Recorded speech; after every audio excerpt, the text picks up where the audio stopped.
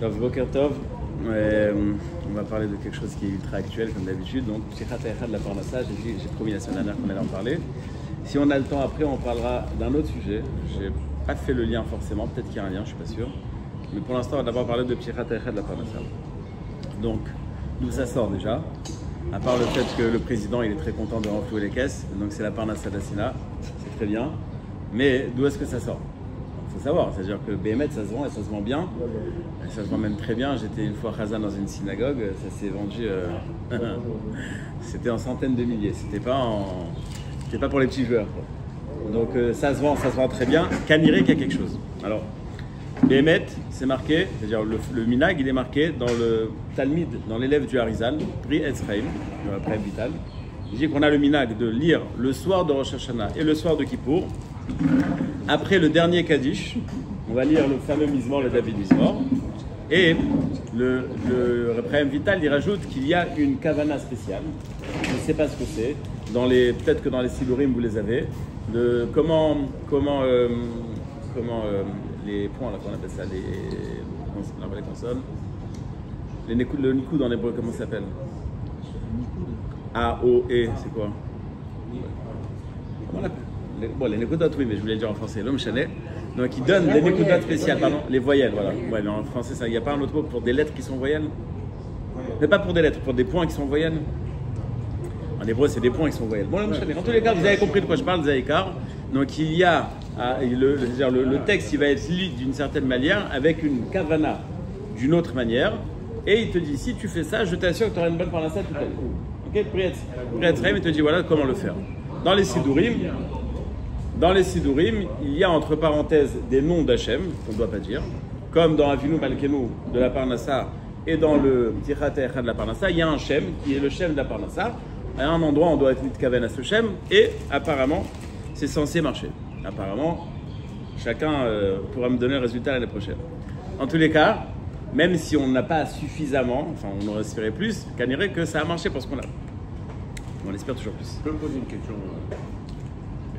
Moi, je suis toujours surpris parce qu'on nous apprend la Parnassa, c'est entre les mains d'Akadosh Baruch Hu, Shana, c'est décidé, etc. Et on fait un truc pour avoir. C'est quoi? On force la décision d'Hachem? C'est mon sujet. C'est mon sujet, mais la question elle est générale.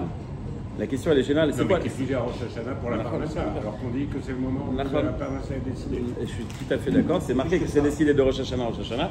Et je veux rien compenser la question elle est excellente. Tout le système Fila il est incompréhensible. Tout le système Fila il est incompréhensible. C'est-à-dire on te dit que tout ce qui t'arrive dans ta vie, bah, c'est Zahitov. Ok, alors j'arrête de prier. De la même manière, après la Parnassa, pourquoi ça se passe? C'est celui qui est censé acheter. Bonne question. Bonne question. J'adore dans les synagogues à la française, j'achète à 3 et tu vois, ils sont là en train de tirer la porte. Comme si c'était magique. Non, je vais essayer d'expliquer, je ne peux pas tout expliquer, essayer d'expliquer. Donc déjà, le fait qu'il y a un minag, d'ouvrir Psichat Echad, de lire ce Mizmor, il est marqué. C'est marqué sur le soir de Rosh Hashanah, sur les soirs de Rosh Hashanah et le soir de Kippour. Bon après, les Gabaïs, ils sont partis voir le Harizal, tu ne peux pas rajouter encore. C'est marqué dans d'autres Sfarim de Kabbalah, Chemdat Hayamim, Ben Ishraï et autres. On a le minag de le faire aussi le matin, après Moussaf. Donc on a gagné encore un peu de Parnassa pour la Sina. Ah, au Hachem. Je dis ça en rigolant, mais BMET, c'est pas ça l'intérêt. C'est-à-dire qu'il y a. Enfin, on va y arriver, bien sûr que c'est important. Je prie tous les matins dans une choule de vrais Marocains. Cette année, j'ai trouvé des vrais de vrais. À 4h30, les slichot. À 6h, ils commencent Shachrit. Vous comprenez quand je dis des vrais Marocains, ok? Maintenant, le Gabaï là-bas, c'est un numéro incroyable. Tu arrives en retard, tu te fais déchirer. Un jour, je suis arrivé en retard, bien sûr. Il me dit, il faut payer un knas. Il faut payer un knas. Ouais. Tu devrais faire ça, David. Hein. Là, tu cartonnerais, là. Et Kitso, et bien, mettre ce jour-là, je me suis dit, attends, ça fait un mois, j'ai jamais prié là-bas, ça fait un mois que je viis. Il y a la clim, la chouette, elle est propre et tout, il faut que je mette quelque chose dans la coupa, c'est pas normal. Et quand il m'a dit ça, moi aussi, je suis marocain, il m'a dit ça, je donne pas. Je donne rien d'autre. Alors, j'ai raconté à ma femme. Alors, elle m'a dit, pourquoi je racontais ça? Elle m'a dit, mais ça veut dire quoi en classe? Non, je lui ai dit, mais c'est normal. Je veux dire, tu viens dans une choule et c'est propre et c'est rangé, c'est normal de payer. Il y a une histoire très connue avec Raventia Navashaoul qu'une fois il a pris Harvi dans une choule et après, avant ou après la tfila, il a mis de l'argent dans la tzedaka. Un de ses élèves lui a dit que d'après la Kabbalah, c'est pas bien de donner la tzedaka le soir parce que c'est les chitsonim, etc. Il lui a dit, c'est pas de la tzedaka, c'est une dette. T'arrives, il y a la lumière, tu payes, c'est normal. T'arrives, c'est les chaises sont rangées, tu payes, c'est-à-dire c'est normal. Donc quand je parle, je me moque en disant petit ratar la parnassa pour la choule, c'est normal, c'est pas, il n'y a pas de, c'est normal de payer. Top. Maintenant, on a donc l'explication, comme on a dit, enfin la source, on l'a. Dans la Kabbalah, c'est marqué ce Mizmor, le soir de Rosh Hashanah, le soir de Kippour, après Moussaf, ok, génial. Il faut comprendre, quel rapport? Tichat Echal, le Mizmor, Rosh Hashanah, encore on comprend, c'est le moment où c'est décidé. Quand on regarde le Mizmor, comme il est écrit, dans manière, son texte, il parle d'un sujet aucun rapport. Mais vraiment d'un sujet aucun rapport. Je vais faire l'explication. D'abord, on remarquait que dans les Mizmorim, il y a des fois c'est marqué Mizmor les David, des fois c'est marqué les David Mizmor. Quelle différence? Rachid sur place, il dit, sur Télim, il dit ça dépend. Si David, il a commencé à faire le Télim, il a écrit, et après il est arrivé à un niveau de prophétie tellement forte qu'il a chanté, c'est les David Mizmor. Mais il y a des fois où c'était le contraire. Il y a eu un moment d'élévation, il a chanté, et à travers ça, il est arrivé à dire quelque chose. Mizmor, il a chanté, les David, les Mizmor, Zmirot, Shabbat, c'est chanté. Donc il y a deux façons d'arriver à la même chose au Mizmor. Ou alors Mizmor et chanson, alors chanson Mizmor. Maintenant, l'Hachem Haaretz Umloa. Le Malbim fait l'explication de tout ce Télim, et il le met dans un contexte très précis. David Amelech décède, Shlomo Amelech monte sur le trône. David Amelech voulait faire le Beth Amikdash, on lui a dit, toi tu peux pas faire, ton fils fera. Shlomo Amelech fait construire le Beth Amikdash. Arrive le moment de l'inauguration du Beth Amikdash. La chose la plus importante, c'est de faire entrer le Aaron Kodesh dans le Aaron HaKodesh, dans le Kodesh HaKodashim. Les portes du Beth Amikdash restent fermées. Elles ne s'ouvrent pas ni devant Shlomo Amelech, ni devant le Aaron HaKodesh. À ce moment-là, ce Mizmor que David a écrit, et ça il faut le comprendre, mais bon, c'est pas mon sujet. Donc David, qui est déjà mort, a écrit un Mizmor qui parle d'un épisode qui se passera plus tard. Les David Mizmor, l'Hachem Haaretz Umloa. Explique le Malbim. Donc l'Hachem Haaretz, quand on parle de Haaretz, Eretz Israël. Donc la terre d'Eretz Israël t'appartient. Tevel Yoshveba. Tevel, le monde, Yoshveba, tous ceux qui sont sur le monde. Donc tout appartient. Hachem a installé la terre d'Israël sur des mers et sur des fleuves. La Gemara dit qu'il y a 4 mers et 7 fleuves, ou je ne me rappelle plus le contraire. Elle fait le décompte de toutes les mers qu'il y a. Donc il y a la Kinneret, il y a Mamelach, il y a la Méditerranée. Il y a encore une qui est calculée, je ne sais pas c'est quoi. Peut-être qu'Eretz Israël était plus grande, il y a encore un autre endroit. En tous les cas, donc Eretz Israël est installé sur plusieurs mers. Donc maintenant, nous on est sur terre, lui il est dans le ciel. Mais on veut se rapprocher de lui. Qui peut monter vers lui, qui peut rester à cet endroit? La halot, monter, la koum, rester. Donc, qui peut avoir un contact avec Hachem et qui peut avoir un contact permanent avec Hachem? Pour l'instant, on ne parle pas du tout de Parnassa. Neki Chapaim ou Varlevav. Neki Chapaim, c'est celui qui a les mains propres. C'est pas qu'il les a lavées au salon, c'est qu'il n'a pas touché à des combines bizarres. Barlevav, c'est que dans son cœur aussi, il a la crainte de Dieu. Asherlo Nasa Lashav Nafshi. Celui qui ne porte pas mon nefesh gratuitement. C'est qui mon nefesh gratuitement? Il est marqué que chaque juif a une part de Dieu à l'intérieur. Donc il porte là, cette particule divine, mais pas pour rien. Asherlo Nasa Lashav, pour rien, Nafshi. Il porte mon nefesh divin, il en fait quelque chose. Velo Nishba le Mirma. Et il n'a pas prêté serment à faux. De quoi on parle? On l'a vu dans le Baal HaTanya aussi. Il ramène, c'est le début du Baal HaTanya. Quand une personne va naître, il prête serment. C'est quoi serment? Sois tzaddik, ne sois pas rachat. Donc avant ta naissance, on t'a fait jurer, tu as dit oui, je serai tzaddik. Donc qui est la personne qui est capable de monter proche d'Hachem, de rester proche d'Hachem? Celui qui a les mains propres, pas de vol, qui a le cœur propre, Yirat Shamayim Avat Hachem. Asher Velo Nishba le Mirma, son serment d'être tzaddik, il ne l'a pas fait à faux. On n'est toujours pas en mode Parnassa. Aucun rapport. On te dit qui est en contact avec Hachem. Issa Brachamet, Hachem Tzedaka Mele Yesho. Là, on commence peut-être à entendre quelque chose, on va revenir dessus. On parle de Bracha, de Tzedaka, c'est des mots qui nous parlent. D'accord? On est en mode plus Bracha. Ok? Comme ça s'entend. On va voir tout de suite. Zedor Dorshav Mevakshe Panacha Yaakov, c'est là. Shlomo Amelech vient, et c'est là que le Malbim met le contact avec le Aaron qui rentre dans Kodesh HaKodashim. Il te dit, tu vois cette génération, Zedor, Dorshav, ils sont tous, toute cette génération, Dorché Hachem. Ils sont tous à la recherche d'Hachem. Mevakshe Panecha Yaakov, c'est là. Mevakshe Panecha, il demande à voir ton visage. En d'autres termes, il demande à se rapprocher de toi. Yaakov, on parle toujours, quand c'est parlé de Yaakov, on parle du peuple de manière générale et pas des tzadikim. Même eux, ils sont à un niveau extraordinaire. Donc Shlomo Amelech dit voilà, on est, nous, une génération extraordinaire. Je ne vais pas continuer les psukim parce que ça va faire lourd, mais vous remarquerez dans les psukim, dans la suite, il y a les mêmes psukim qui se répètent avec une différence. Seu she'arim rashechem vehinnas'u pitre olam. Et après on répète Seu she'arim rashechem us'u pitre olam. Il y a une différence fondamentale. De quoi on parle? Seu she'arim rashechem. On a des portes entre le monde supérieur et le monde tel que l'on connaît. On veut que ces portes s'ouvrent. On demande à ce que Seu she'arim rashechem, que les portes s'élèvent, donc elles s'ouvrent. Vehinnas'u. Vehinnas'u, c'est de force. Us'u, c'est voulu. Adkan l'introduction. Je reprends maintenant le fil conducteur très simplement. La première partie du Mizmor, aucun rapport avec Parnassa. La deuxième partie du Mizmor, on te dit, bon, mais on est tous des tzadikim, ouvrons les portes. Donc, Hachem vient habiter avec nous. Et puis, dans cette dernière partie, on te dit, Us'u, Hinas'u, de force ou pas de force. Alors, si je m'arrête là, je renforce ma question. Où ce Mizmor est lié à la Parnassa? En rien, en vérité. Le Malbim lui continue sur son explication de Shlomo HaMelech, du Kodesh HaKodashim, etc. J'arrête avec le Malbim, c'est pas l'intérêt. L'intérêt, c'est de comprendre le On a deux notions, et ça c'est deux notions qui sont marquées dans le Malbim. Dans l'histoire du Malbim, pourquoi ce Mizmor il a permis d'ouvrir le... Parce que Shlomo HaMelech a dit à Hachem, tu es censé venir, c'est quoi le Beth Amikdash? L'installation d'Hachem sur terre. Mais jusqu'à maintenant, il n'y avait pas une génération entière qui était capable. Maintenant, il y a une capable. Donc, il peut y avoir une fusion entre toi et nous. Et donc, maintenant, ouvre. De force ou voulu, mais ouvre. Et c'est ce qui s'est passé. Ça a ouvert les portes. Le Kodesh HaKodashim est rentré. Aaron est rentré dans le Kodesh. Maintenant, j'ai un passage que j'ai lu qui parlait un petit peu par là. Ça, j'ai lu un peu comme ça. Il y a marqué Issa beracha me'et Hashem u'tzedaka me'loisho. Le Malbim, il fait la remarque, la différence entre bracha et tzedaka. Bracha, c'est il y a quelque chose. Et ce quelque chose, il va avoir la bracha, il va se développer, si ça va dans le business, tu vas vendre un truc débile, ça va bien se vendre. C'est la bracha de quelque chose qui existe. Tzedaka, il n'y a rien, et tu reçois quand même. Donc bracha, c'est, il y a quelque chose que j'ai, mais c'est la bracha. Et tzedaka, c'est sans rien, tu reçois. Et on va faire le lien avec la parnassa. Donc, dans le Malbim, il te dit, écoute, il y a deux possibilités qu'on reçoit de ta part. Ou alors, on a un potentiel, et donc, il nous suffit de ta bracha. Ou alors, on n'a pas de potentiel, on n'a rien, mais on a besoin de ta tzedaka. Ou tu développes ce que j'ai, ou tu me donnes ce que j'ai pas. L'un des deux. Mais au final, ça sera toujours positif, puisque au final, on va recevoir quelque chose. Maintenant, ça rentre au milieu là-bas.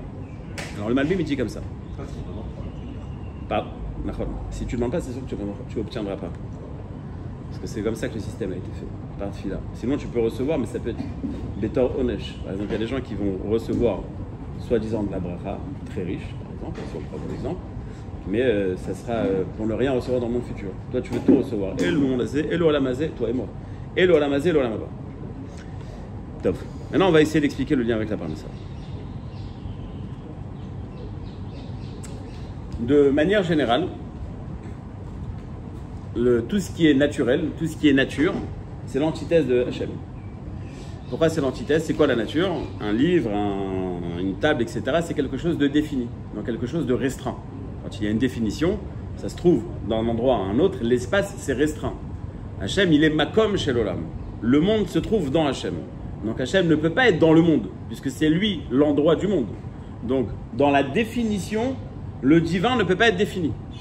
Dans la définition. Puisque le divin c'est l'indéfini, c'est l'infini plutôt. Donc de base, quand on parle de monde, on parle de quelque chose qui cache Hachem. Et c'est marqué dans le Zohar, c'est marqué que Hachem il a dû un peu voiler sa face pour laisser de la place au monde. C'est-à-dire comme s'il s'était retiré d'un endroit et c'est là-bas qu'il y a le monde. Donc, de manière générale, tout ce qui est matériel, c'est l'antithèse d'Hachem. Maintenant, quand Hachem donne quelque chose au monde, quand Hachem il développe quelque chose dans le monde, ça veut dire qu'il crée quelque chose qui est contre Hachem. Puisque ce que j'ai créé, c'est quelque chose qui est défini.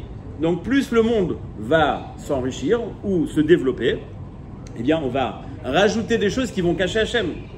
Donc, explique les Mekoubalim, c'est comme si je disais que, c'est pas comme si, c'est pour Hachem très difficile de donner la parnassa. Puisqu'il donne quelque chose qui est contre lui. Caché, exactement. Donc c'est très difficile pour Hachem de donner la parnassa. Dans le Shabbat, on dit Odou Hachem Kitov. L'avant-dernier, c'est quoi? Noten lechem lechol basar kilolam chazo. La Gemara dit que le plus dur, c'est celui-là. C'est-à-dire, on va du plus simple au plus dur. Qu'est-ce qu'il a fait? Il a nourri le monde. Et alors, si tu veux pas de monde, ne le nourris pas. Non, il veut qu'il y ait un monde. Il y a quelque chose ici qui est ambigu. Il veut qu'il y ait un monde. Un monde physique, ça veut dire m'effacer. Donc, je ne veux pas m'effacer, mais donner quelque chose qui va m'effacer, c'est une difficulté pour moi. Comme chacun peut le comprendre à son niveau, on ne veut pas faire quelque chose qui va nous faire de l'ombre. Hachem ne veut pas, entre guillemets, donner quelque chose qui lui fait de l'ombre. Donc, plus je développe quelque chose de physique, c'est-à-dire plus Hachem développe quelque chose de physique, plus il va être effacé dans le monde. Et donc, il a une difficulté monstre à donner la parnassa. Ok. Maintenant, on te dit comme ça. Il y a deux façons de faire entrer la parnassa. La parnassa, chez les chassidim, chez les Chabad par exemple, on te dit, les brachot qui font Rosh Hashanah, comment c'est marqué? Moi, ils disent, Begashmiut ou Beruchniut. J'ai oublié comment c'est marqué au début, enfin, ce qu'ils disent au début. Begashmiut ou Beruchniut. La première bracha, c'est le Gashmi, et la deuxième, c'est le Ruchani. L'expression de parnassa, quand nous on l'utilise, on ne sait pas que la fiche de paye. L'expression de parnassa, c'est toute la vie. Okay, et comme on l'a expliqué, plus il y a quelque chose de physique, plus c'est ambigu pour Hachem. Quelque chose de physique, c'est contre lui. Alors il y a première possibilité, je dis mais moi Hachem, je ne suis pas contre toi. Moi j'ai compris que ça vient de toi. Donc en final, quand tu donnes à moi qui est à ton service, en vérité tu donnes à toi. Puisque tu donnes à quelque chose qui est ton représentant. Donc tu n'es pas en train de t'effacer, tu es en train de t'affirmer. Donc la parnassa que tu vas me donner, c'est pas tu l'effaces, c'est pas tu t'effaces, au contraire tu t'affirmes. Ça, c'est le côté bracha. Ça veut dire, il y a déjà chez l'homme un argument il y a une reconnaissance, il y a quelque chose qui dit, je reconnais Hachem, je sais que tout vient de lui. Et comme on a expliqué, la bracha, c'est développer quelque chose d'existant. Moi qui existe et ma façon de comprendre qui existe déjà, j'aimerais le développer. Comment? Donc, puisque moi je suis ton représentant, puisque ma vie, elle est à ton service, puisque quand tu me donnes, je fais, j'achète un loulav, je paye un étrog, l'homéchané, comment est-ce que je vais faire des mitzvot? Donc, en vérité, ce que tu me donnes, c'est l'expression de ta présence et non pas effacer ta présence. Donc, je demande bracha, puisque moi, j'existe déjà dans cette idée-là. Il y a ceux qui ne sont pas à ce niveau-là. Même si on n'a pas encore compris, et même si on n'est pas au niveau de comprendre, et dans ce niveau de compréhension, c'est infini. Et il est adapté à chaque personne, c'est un travail de tous les jours. Même si notre niveau il n'est pas encore suffisamment élevé, en tous les cas par rapport aux aspirations de parnassa qu'on a, même s'il n'est pas à égalité, mais on a le inyan de la tzedaka. Maintenant, ok, c'est beau, j'ai trouvé un lien dans le pasouk, mais quel rapport avec le Kodesh HaKodashim et notre histoire? C'est exactement la même chose. Kodesh HaKodashim dans le Beth Amikdash, présence divine sur terre. Antithèse, les portes ne veulent pas s'ouvrir. Il y a deux façons de les ouvrir. C'est où? Inasu, de force ou voulu. De force, quand tu n'es pas compatible avec l'idée, il faut forcer, c'est la tzedaka. Voulu, tu as déjà un potentiel, on va développer ce qui existe déjà. Donc, Shlomo HaMelech il dit à Hachem, ok, on est dans une génération, d'or, d'Orshav, tu peux le rentrer de cette manière ou de cette manière, c'est compatible. C'est ce qu'on dit quand on demande la parnassa à Hachem.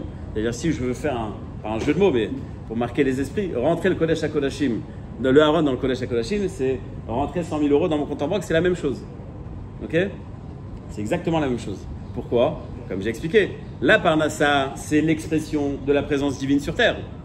Rentrer le Kodesh HaKodashim dans le Beth Amikdash, c'est l'expression de la présence divine sur terre. Mais la présence divine sur terre, c'est une antithèse, puisque développer Hachem dans du physique, c'est le restreindre. Mais non, ça ne va pas le restreindre, puisque moi je comprends que ça vient de lui. Donc en vérité, je suis en train de te dire, avec moi, ce n'est pas une contradiction. Avec moi, c'est compatible. Avec moi, je vais porter le drapeau. Ani Hachem, enfin, Ani Evet Hachem. Donc moi, je suis compatible. Et même si tu penses que ce n'est pas encore compatible, il y a toujours le système tzedaka. Donc on commence à voir le lien entre ce mizmor et l'union de la parnassa.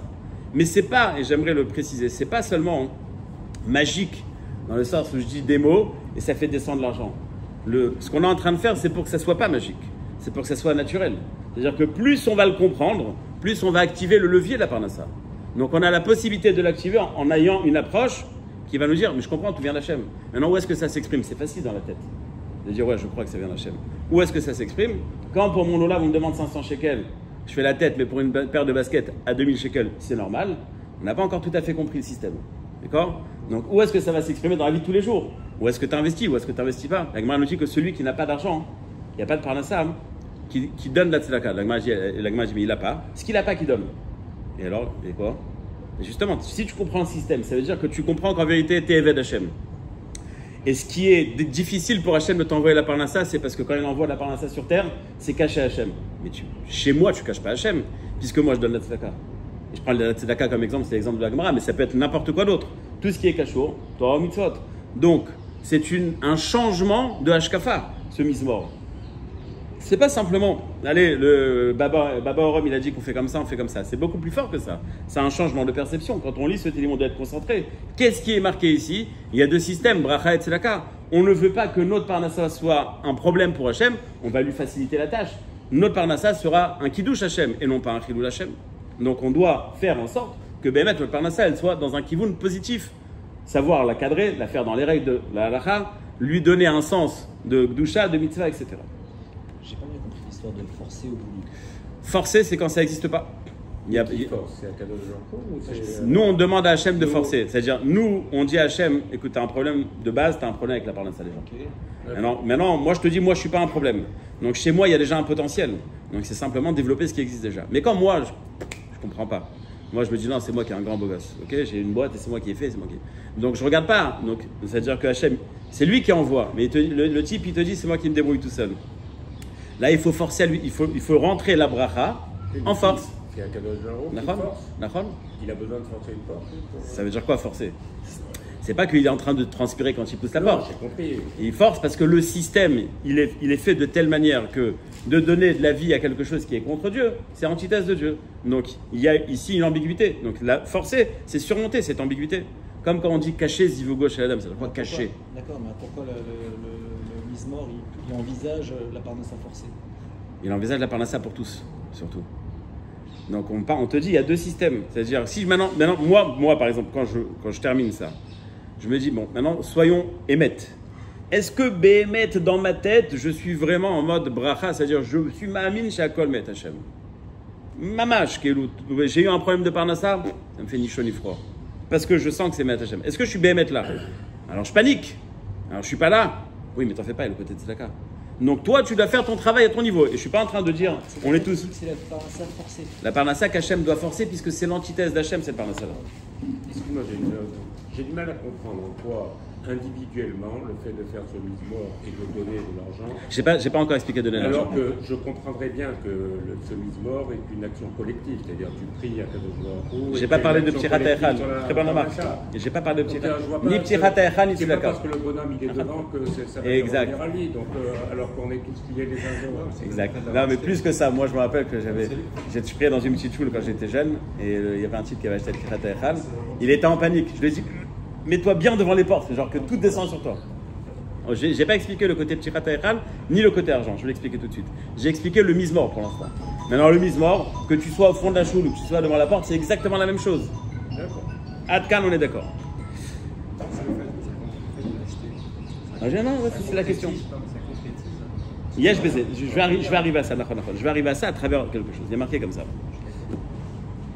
Ce qu'il a dit Jérôme, c'est que quand tu dis quelque chose, alors tu dis à quelque chose, je m'évite, tu as après la Mishnah dans la vote. Non, je vais expliquer. Il y a marqué dans la Mishnah dans la vote, Ha'amidou talmidi marbe ve'asu seyag la Torah.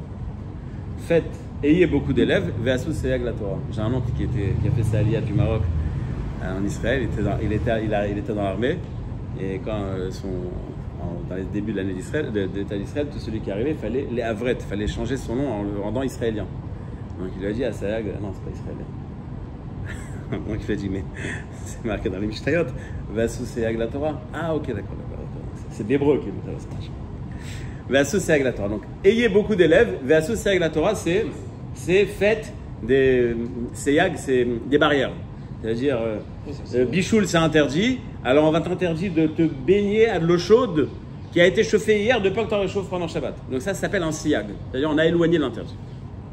Quel rapport entre les deux? C'est aussi se procurer. Siyag? Les asig. Ah oui, mais c'est pas avec les asig, c'est avec un si, et les siyag, c'est avec un samer. Et le Chida, il pose la question suivante sur cette Mishnah, et on va arriver à la réponse. Il dit, Amidou talmidi marbe. Ayez beaucoup d'élèves.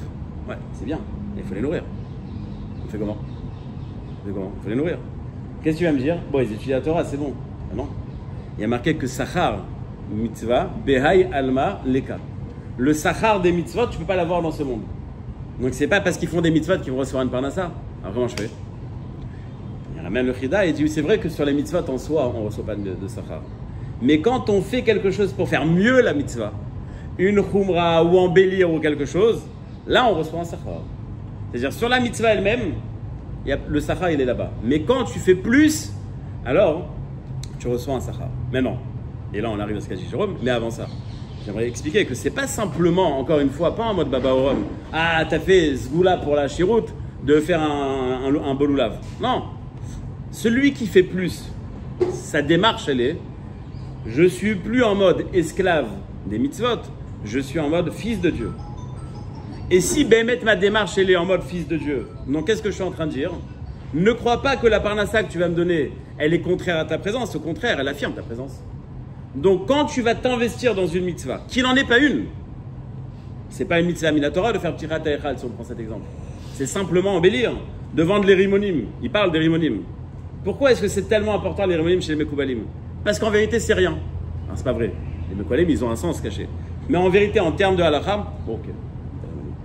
Mais justement, même dans ce détail qui n'est qu'un détail, tu vas investir et tu vas investir beaucoup. Donc, tu es en train d'exprimer ton changement de perception. Tu as exprimé ton changement de perception à travers cet effort que tu vas faire. Tu vas payer petit rat la parnassa, je ne sais pas combien. Ah, donc tu as compris que tout met à Hachem. Et j'aimerais rajouter que surtout quand on est dans un endroit qui investit son argent dans des bonnes choses et pas dans des bêtises. Donc notre argent il va où? Dans des mitzvot. Donc on sait qu'on est en train d'acheter petit rat la parnassa, oui, mais on est en train d'acheter un chiot, on est en train d'acheter une étude, on est en train d'acheter du chesed, on est en train d'acheter plein de choses. Donc on est en train de dire, je comprends que c'est c'est-à-dire, je mets à profit la parnassa que tu me donnes. Donc on n'est plus en tzitzes de la parnassa. Et donc le fil conducteur est très simple. La question était simple. Quel rapport tichat echal et quel rapport le mizmor? Dans le mizmor, on a compris la difficulté pour Hachem de donner une parnassa. Tu peux régler le problème en disant oui, mais moi je suis à ton service. Dans tichat echal, tu vas exprimer cette mise de service, cette mise en service. Comment? C'est une mitzvah qui est pas si importante que ça au final, mais puisque tu vas t'investir dedans, donc tu es en train d'exprimer ça. Et je termine Bémet. Dans le Zohar, c'est marqué que petit rat echal toute l'année. C'est un moment de rachamim, c'est un moment spécial. C'est un moment dont c'est pour ça qu'on fait le Bereshem. À ce moment-là, il y a un Inyan. Je ne sais pas si les minagim de tous le faire, mais nous on a un minag avant Kriyat Torah de Shabbat. Il y a un truc qu'on dit Arachman, etc. Un truc, je crois que c'est un truc marocain. Là-bas, on parle de Shuvim. Depuis 7 octobre, je dis à tout le monde, faites attention à ce moment-là de prier pour les Shuvim. Arachman va dire Shiviatenu, les Shiviatanu Bet Israël. Il ramène tous les Shuvim, c'est un moment de chesed spécial. Ne pas oublier de prier pour tous les frères juifs. C'est ce qui est marqué. Je rajoute un petit truc, Atem Nitzavim Hayom, puisque c'est lié. Atem Nitzavim Hayom, donc parachat de la semaine. Bon, l'homme échané, dernier parachat de l'année, etc. Mais il y a marqué que Hayom, toujours c'est Rosh Hashanah. C'est marqué Hayom. Hayom Aratola. Atem Nitzavim. Bon, je ne vais pas faire tout le vort, mais rien que le Atem. Quand tu viens prier à Rosh Hashanah, ne viens pas prier pour Annie. Viens prier pour Atem, pour tous. Ne prie pas que pour toi. Tu feras de la parnassa. Ne prie pas que pour toi. Prie pour la parnassa de tes clients, etc. Comme ça continuera à venir. Est-ce que les dernières questions, il y a une autre chose.